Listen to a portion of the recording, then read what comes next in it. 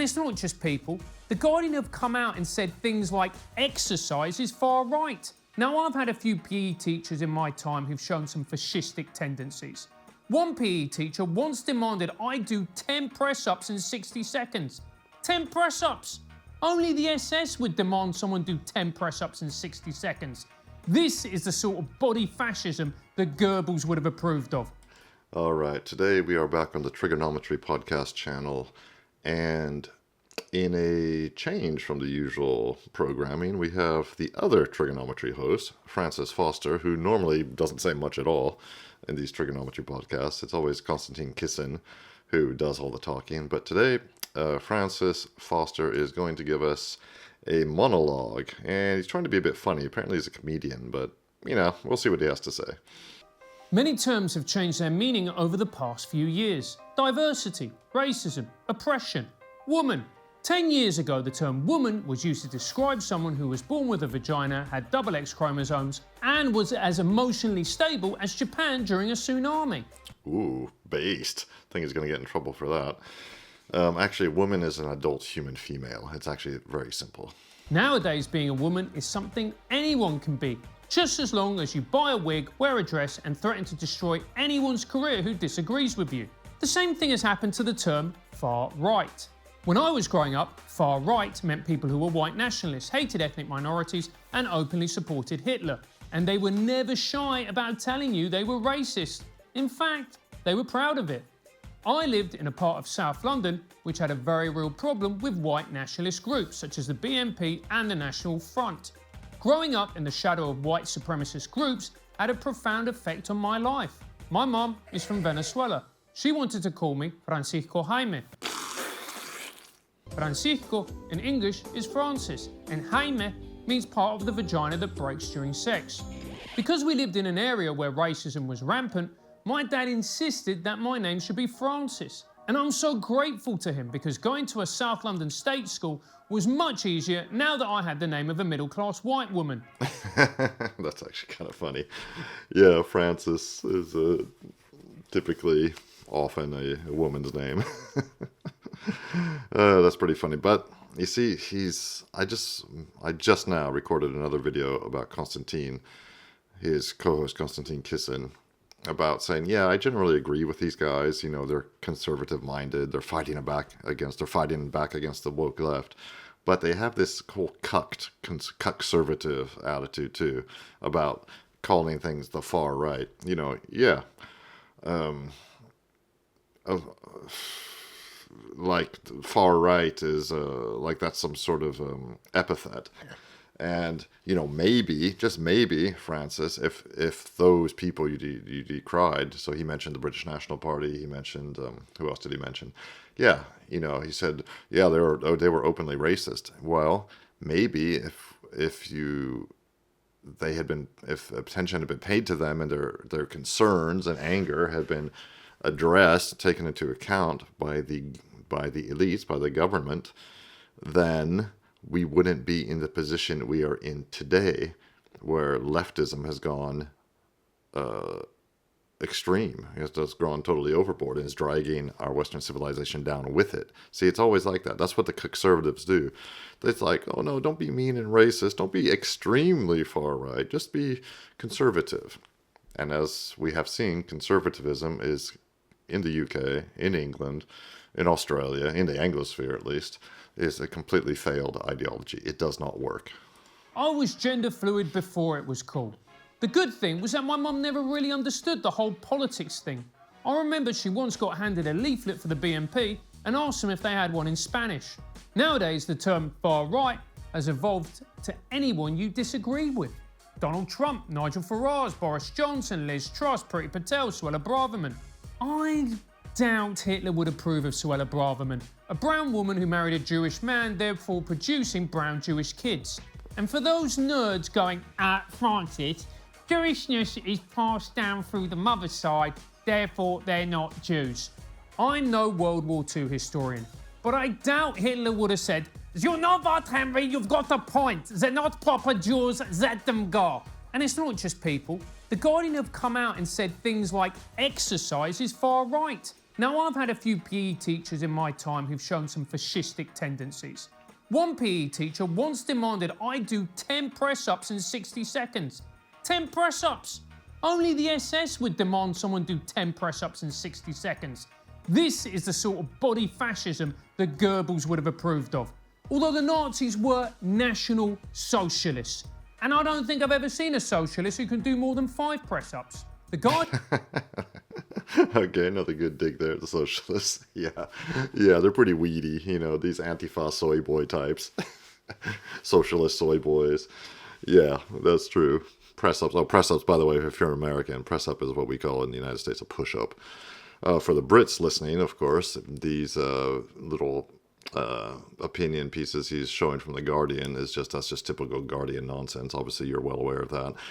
You know, I do get The Guardian in my feed every single day because I like to keep up on this nonsense. And yes, we can laugh at it, but it just goes on and on and on. And even that is kind of a conservative view on my part, to be fair.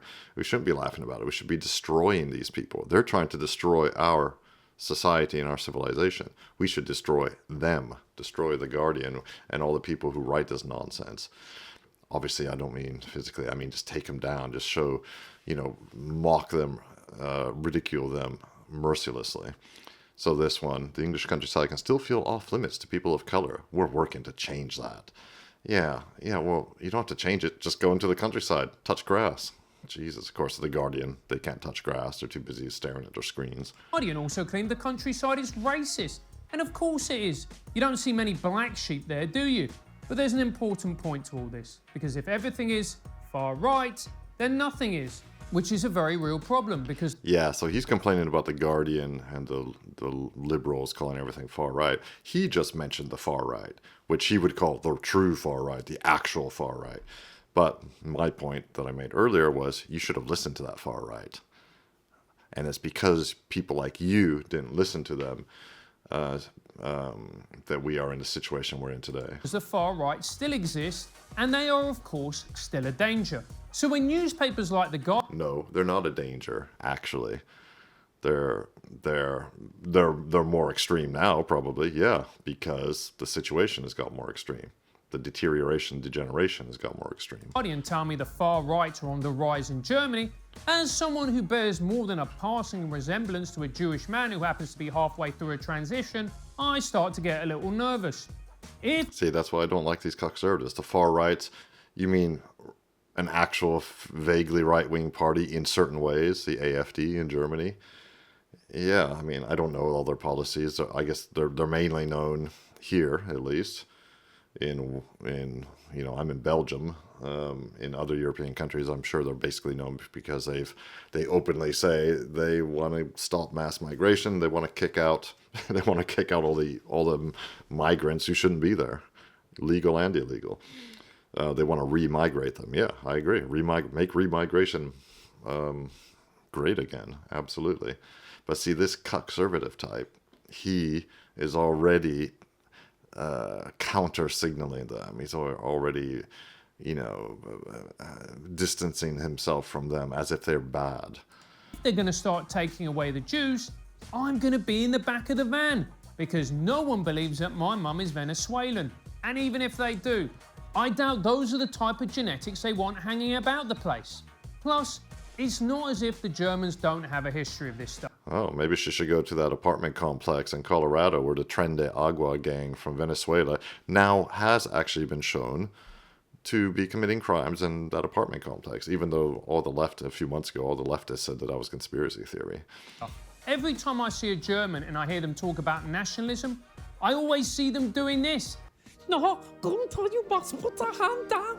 You must put it down, even though it feels so right and beautiful and natural and the power of the fatherland is behind you. Put it down. Is it not illegal? You got a license, as the memes say on the internet. You got a license to raise your hand like that. Isn't that illegal to do the Roman salute in England?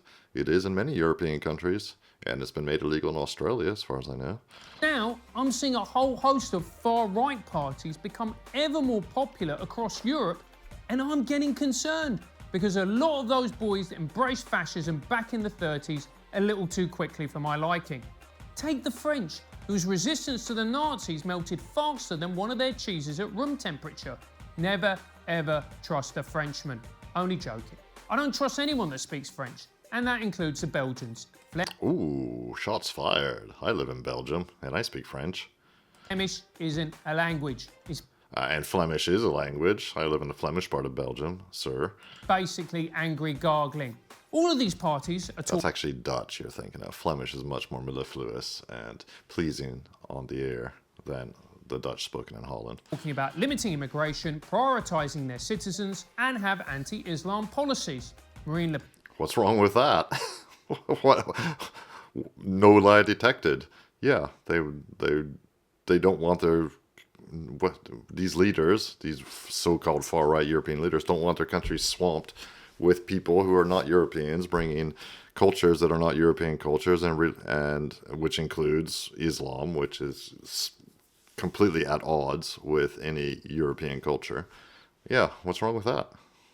Pen has spoken openly about banning women from wearing the hijab, which she says is a symbol of a totalitarian ideology. And yes, this is what you get when you allow this kind of thing to happen. You wouldn't have to have a debate about should we ban the veil, should we ban the headscarf or the hijab.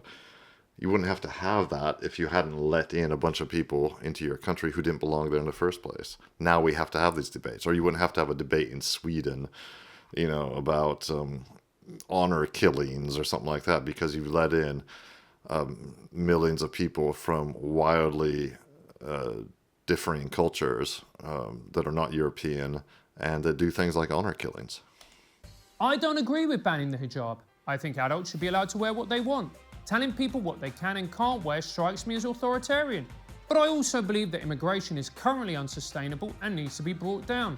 In Utter cuck. Utter cuck. some polls, 40% of French people have said that they agree with her on certain policies. Does that mean 40% of France is far right? Or does it simply mean that they've had enough of mainstream political parties who they feel have abandoned them? Many of her economic policies would be classified as left-wing. A whole host of these parties are sweeping to power across Europe, or at the very least becoming serious contenders. And I'm torn, because I think it's great that new political entities are challenging the status quo, which has become stale and lacking in ideas. But I also don't want people to be told what to wear. And since no one can agree with what far right actually means, what happens when we get someone rise to prominence who actually is far right? What do we do then? We do the only thing we can do. Go on social media and moan about it. The only problem is New York Times articles talking about why separating black sheep and white sheep is modern day fascism will be far more popular. Because writing about nonsense will always engage people far more than telling the truth. Which is why my next monologue will be about why naturists and the SS are one and the same thing. Okay, he's redeeming himself very slightly, yes. I do have a feeling that a lot of these libtard media outlets just write this stuff just to get engagement, to get clicks, to get attention.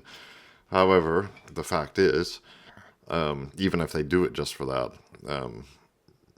regardless of that, our society is declining in many ways. It is no longer a high-trust society. Western societies are no longer high-trust societies, or they are declining into low-trust societies because of rapid demographic shifts through mass migration, and this is happening. And, our elites have been captured by corporate interests and are completely bought and paid for, and they do not serve the interests of their indigenous peoples of their countries. That is, all you have to do is look. You just, what, are you going to believe the elites, or are you going to believe your lying eyes? Believe your lying eyes, that's what I say.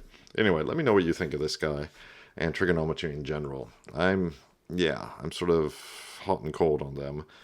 I agree with some things, very much vehemently disagree with others, because I think they're sort of this, they have this conservative approach, which disgusts me, basically. Let me know what you think in the comments. I've been reading all the comments recently, been replying to some of them when I get a chance. And in the meantime, like and subscribe really helps me grow the channel and continue making content for you.